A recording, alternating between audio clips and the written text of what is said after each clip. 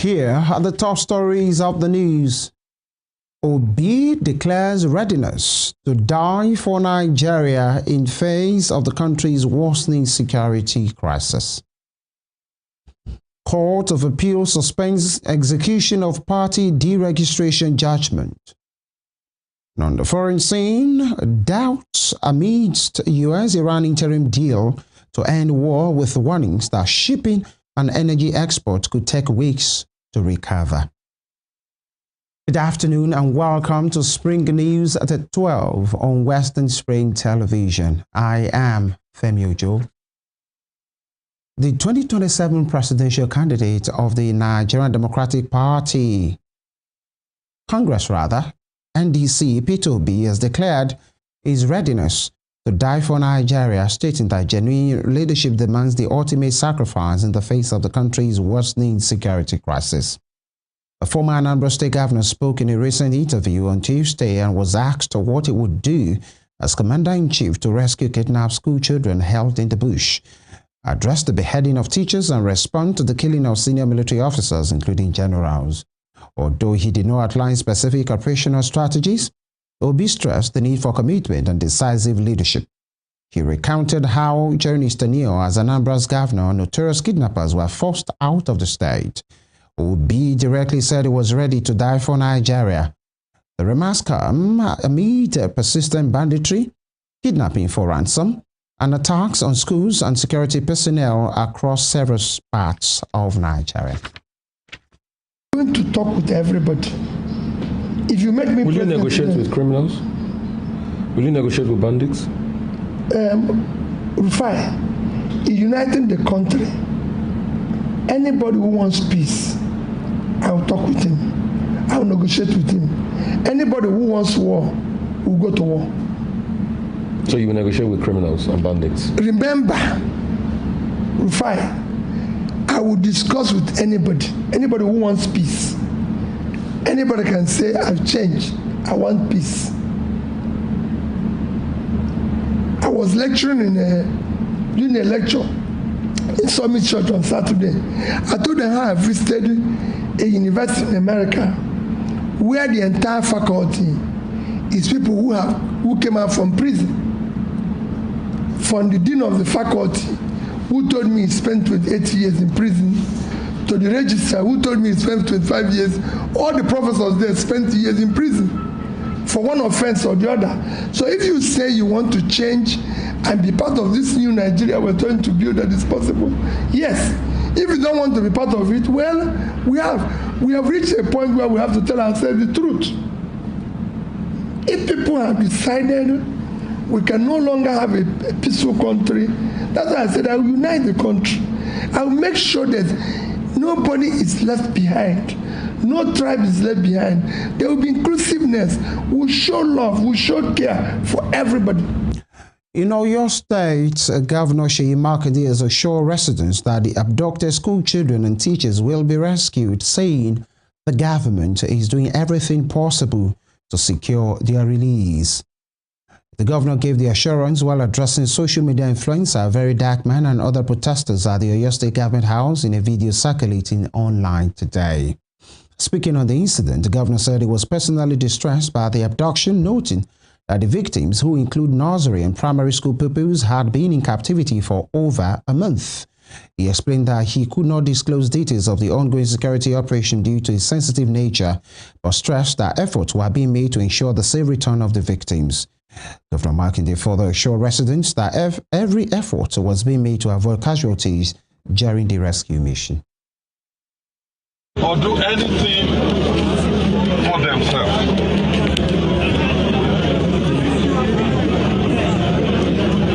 So the operation to rescue them is a special type of operation if we don't want to lose any of those children.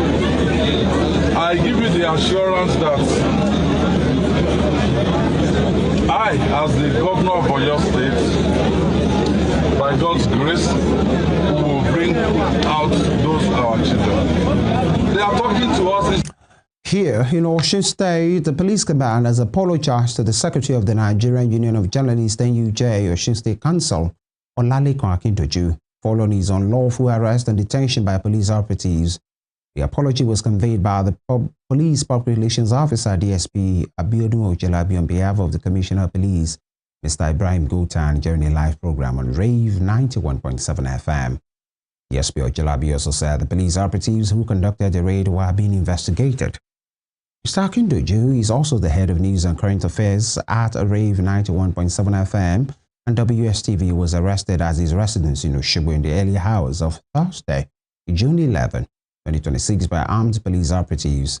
Narrating his ordeal, Mr. Akindoju said he was still in bed when he heard people jumping over the fence into his compound around 6 a.m. He said the operatives, who later identified themselves as policemen, forcefully approached his residence and arrested him, despite identifying himself as a journalist and presenting his official identity card. According to him, his phone and identity card was seized while he was handcuffed and taken to the Osun State Police Command headquarters in Oshobo.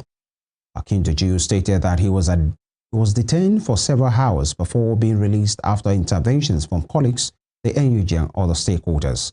He added that the police later claimed that his arrest resulted from mistaken identity during an operation targeting suspected criminals in the area. The incident attracted widespread condemnation from journalists, civil society groups, and media organizations who called on the Osun State Commissioner of Police to investigate the incident and ensure that officers involved in the operation are held accountable. Ní orúkọ Galopa ti ìpínlẹ̀ Ọ̀ṣun, CP Ibrahim Gultan, MNIPS, èmi mo fẹ́ fi àkókò yìí rọ NUJ Secretary ìpè àti gbogbo ọmọ ìpínlẹ̀ Ọ̀ṣun àti gbogbo journalist pátápátá ìpè kan má bínú fún ìṣẹ̀lẹ̀ tó ṣẹlẹ̀. Nǹkan tó dá yẹn ní tẹ́sí. Bẹ́ẹ̀ ni ẹ lè bèrè lọ́wọ́ NUJ chairman ọ̀gágun ti bá wọn sọ̀rọ̀. Ìpè kan má bínú. Àwọn ọlọ́pàá tó ṣe iṣẹ́ yẹn náà à ń ṣe ìwádìí wọn. The Ondo State government has set up a steering committee for Safe Schools program in the state. This was said to be a part of the effort to protect school children from kidnapping and other forms of criminalities in the state. The Safe Schools initiative is a federal government program designed to protect students, teachers, and educational infrastructure from violence, kidnappings, and other forms of attacks. At the inauguration of the committee in Akure on Tuesday, the State Commissioner of Education, Science and Technology, Bekele Ajibefung, explained that the committee was specifically created to carry out critical responsibilities, provide strategic direction, and enhance coordination among stakeholders. According to him, members of the steering committee include representatives from the Nigerian Army, the Nigeria Police Force, the Nigeria Security and Civil Defense Corps, the Amotekun Corps, religious and traditional leaders, and Parents Teachers Association. As the chairman of the committee, Ajibefun emphasized that the success of the initiative largely rests on the active participation of all stakeholders. And staying with security, the Kogi State government has confirmed the killing of notorious bandit leader Kachala Ibrahim Batijo, who was reportedly behind the recent attack on his school in the Lukebunu, Kababunu local government area. The State Commissioner for Information and Communications, Kingsley Fanwu, disclosed this during the news chat this morning. According to Fanwu, Batijo was among several bandits neutralized during a recent security operation carried out by security forces. He said the Sling campaign had allegedly masterminded the attack on the Lukebunu school, which resulted in the death of 3 people. Fanwu alleged that Batijo was coordinating a network of criminal activities, including plans to abduct students from schools across Kogi State. The commissioner described the operation that led to the bandit leader's death as a significant breakthrough in ongoing efforts to tackle insecurity and dismantle criminal networks operating within the state. A long time. Initially, we got an intelligence that he wanted to attack our schools in Kogi State. And while we were working on getting him, we shut down our schools for more than 3 weeks. It was painful, but they were unable to take our children away from the schools. And then we also learned that they were targeting the writing of the West African Secondary School Certificate Examination at a particular school, GSS Iluke, so that they will be able to kidnap all of those students. He was the one coordinating all of those strategies to be able to take those children away. But Kogi State has invested heavily in high-tech intelligence gathering equipment. We were able to monitor all of his activities. We moved our students from that remote place where the school is. The school is about 3 kilometers away from Iluke. They call the place Ayala. So we moved it to the heart of Iluke town, and we're monitoring how Batijo was coordinating his people with the support of the military, the DSS, the police, and all of our local security architecture. So on June 10th, he struck. He went to Iluke with this very large number of people. About 40 motorcycles were used to carry about 100 terrorists to that place. They attacked a few number of places, including attempting to take away the students from the school. And it was foiled. They could not take a single student away from the school. Our local security architecture provided the first line of defense, and they were supported by the military to be able to foil that attack, including the police, the DSS, and all of the security forces in Kogi State. So we were in the process, we were able to neutralize Batijo and a good number of terrorists who carried out that operation.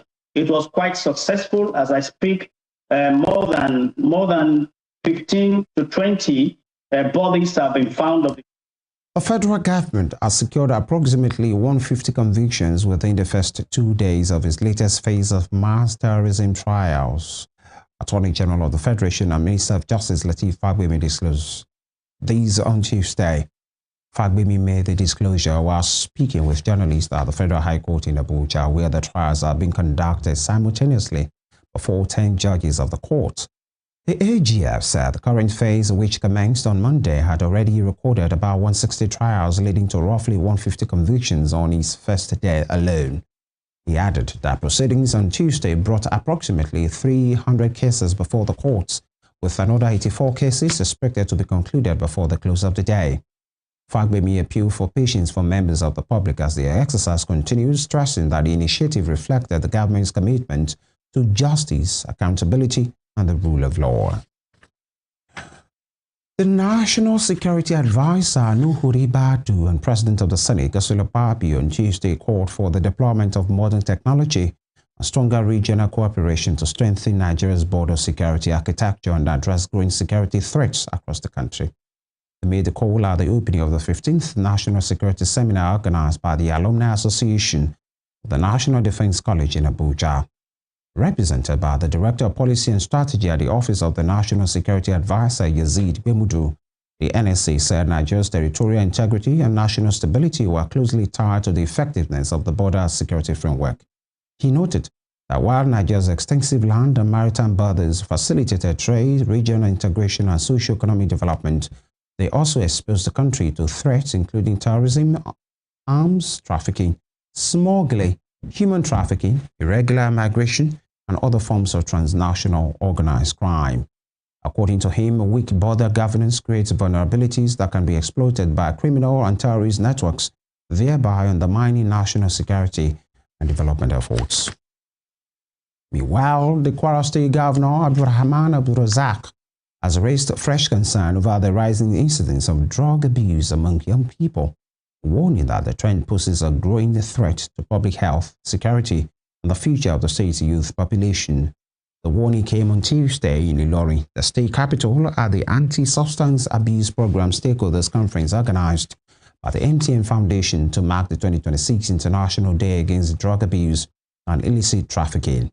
The event brought together key stakeholders, including the Kwara State Government, the National Drug Law Enforcement Agency, and the MTN Foundation, all of whom called for stronger collaboration to curb substance abuse across communities.